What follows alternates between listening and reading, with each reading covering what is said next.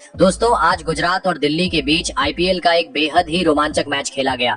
इस मैच में पहले बल्लेबाजी करते हुए दिल्ली ने ताबड़तोड़ बल्लेबाजी की और बड़ा लक्ष्य खड़ा किया, लेकिन फिर गुजरात ने शानदार वापसी की और मैच पलटा।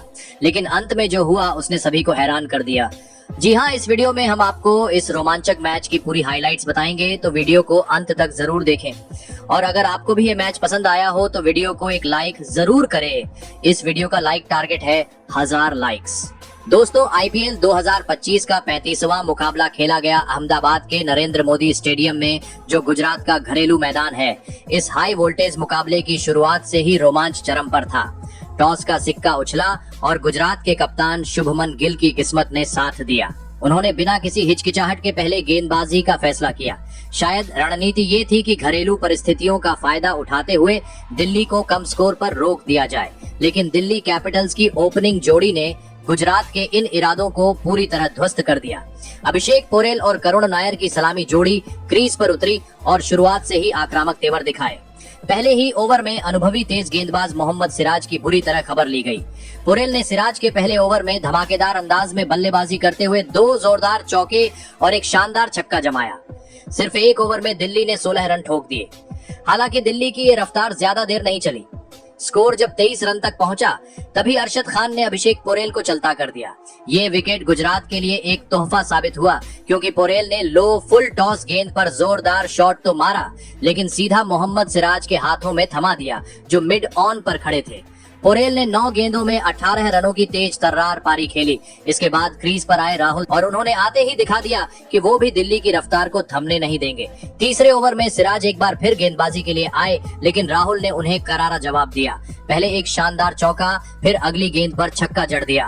राहुल की आक्रामकता देखकर सिराज की लय पूरी तरह बिगड़ गई। ओवर की आखिरी गेंद पर करुण नायर ने भी कमाल दिखाया और सिराज की गेंद को सीधा दर्शकों के बीच भेजते हुए एक छक्का ठोक दिया। इस एक ओवर में दिल्ली ने 17 रन बटोरे और सिराज की जमकर पिटाई हो गई। अब गेंदबाजी का जिम्मा फिर से अरशद खान के हाथ में आया, लेकिन राहुल पूरी लय में थे।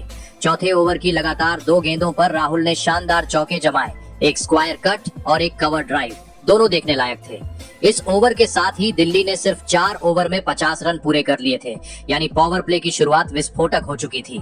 5वां ओवर लेकर आए तेज गेंदबाज प्रसिद्ध कृष्णा।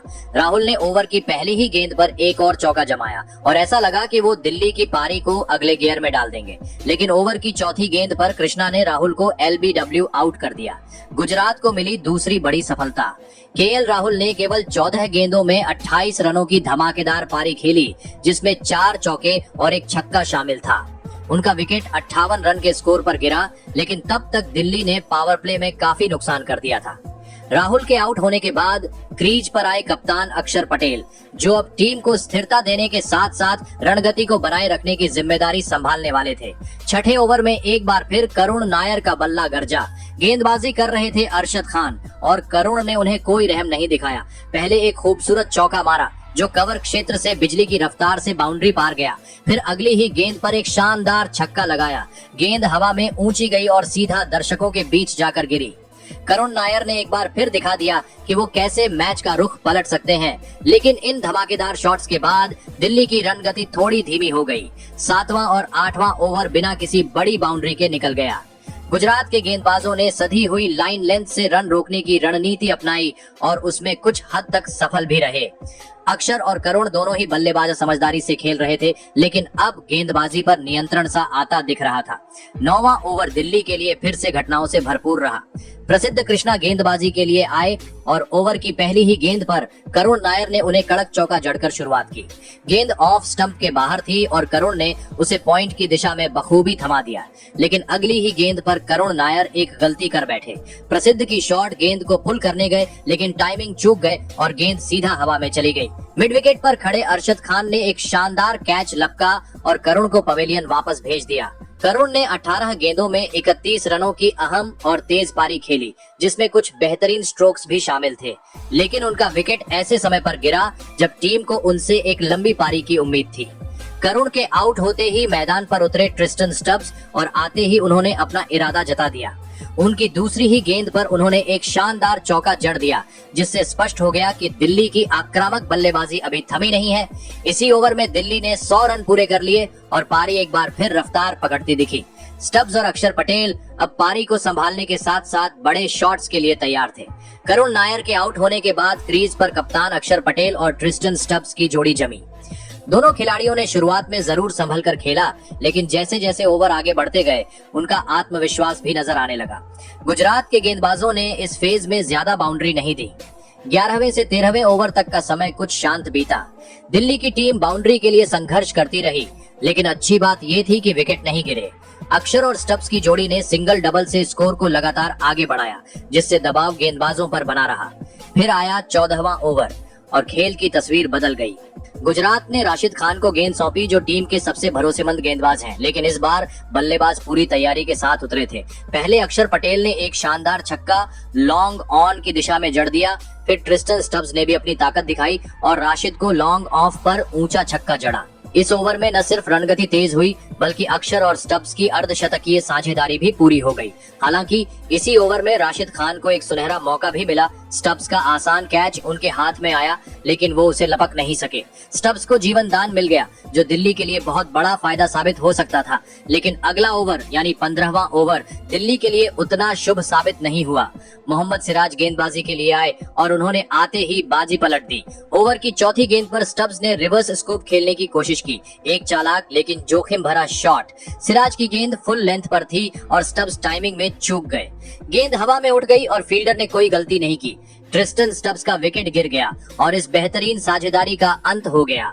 स्टब्स ने 21 गेंदों में 31 रन की उपयोगी पारी खेली, जिसमें कुछ दर्शनीय शॉट्स भी शामिल थे। उन्होंने कप्तान अक्षर के साथ मिलकर न सिर्फ पारी को संभाला, बल्कि टीम को एक मजबूत स्थिति तक भी पहुंचाया। इस विकेट के साथ ही दिल्ली की पारी के 15 ओवर पूरे हुए और स्कोर 4 विकेट पर 150 रन पहुंच गया।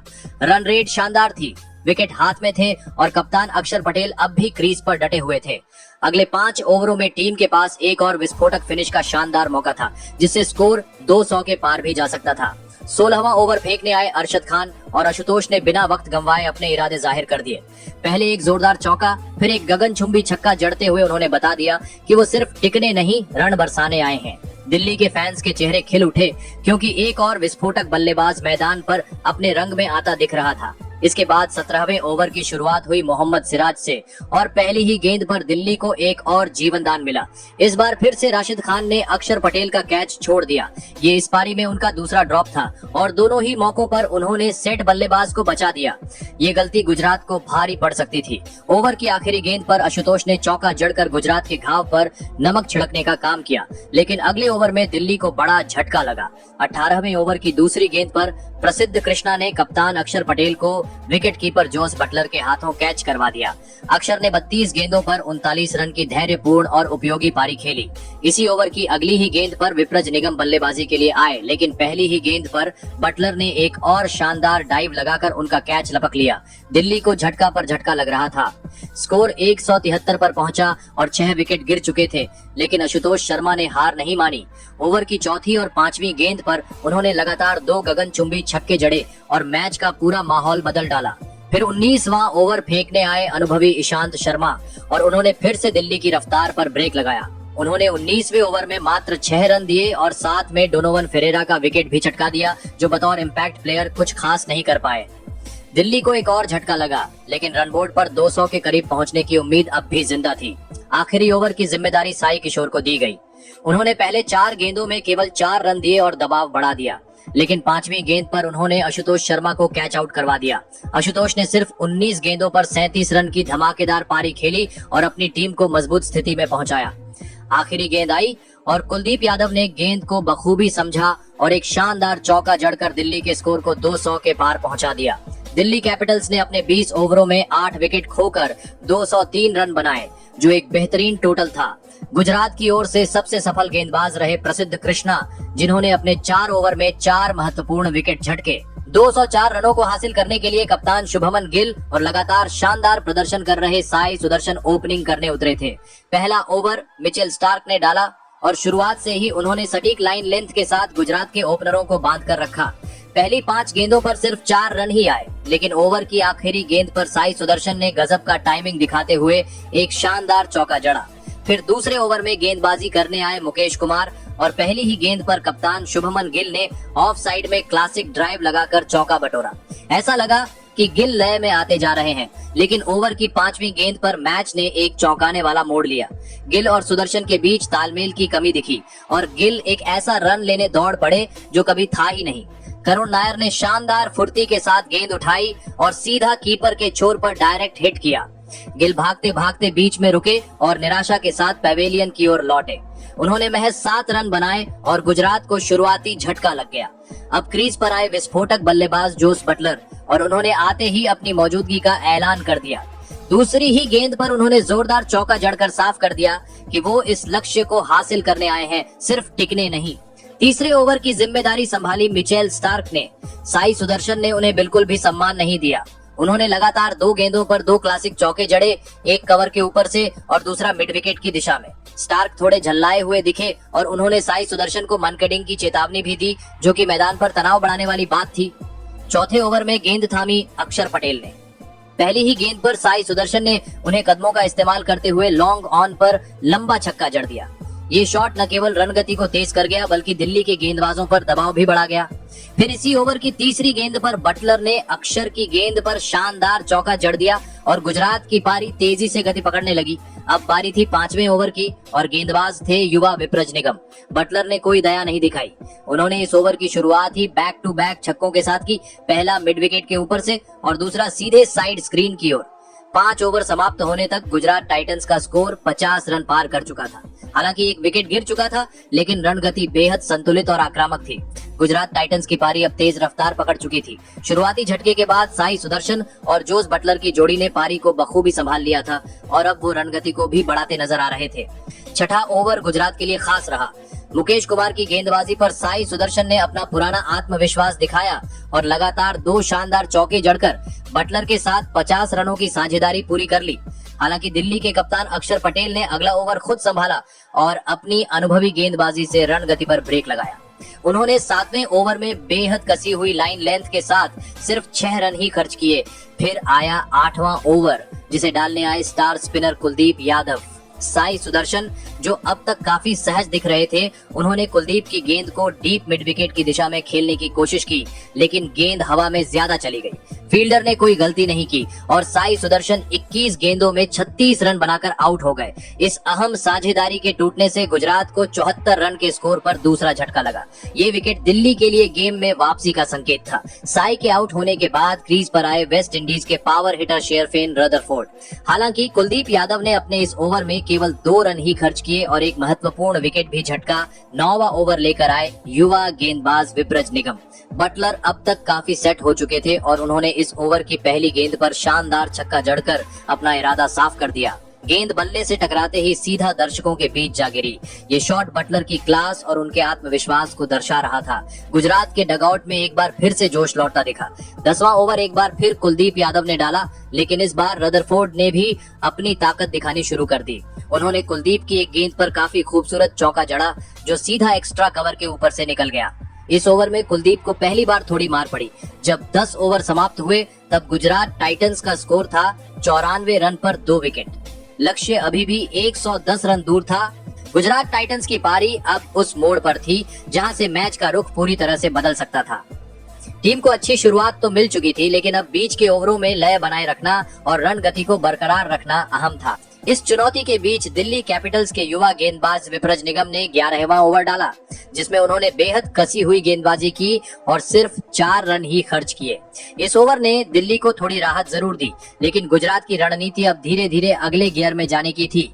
12वें ओवर में गेंदबाजी करने आए स्पिनर कुलदीप यादव, लेकिन इस बार रदरफोर्ड ने उन पर अटैक करने का मन बना लिया था। उन्होंने ओवर की एक गेंद को उठाकर लॉन्ग ऑन की दिशा में दमदार छक्का जड़ा, जो साफ संकेत था कि अब वो गेंदबाजों पर दबाव बनाने के मूड में आ चुके हैं।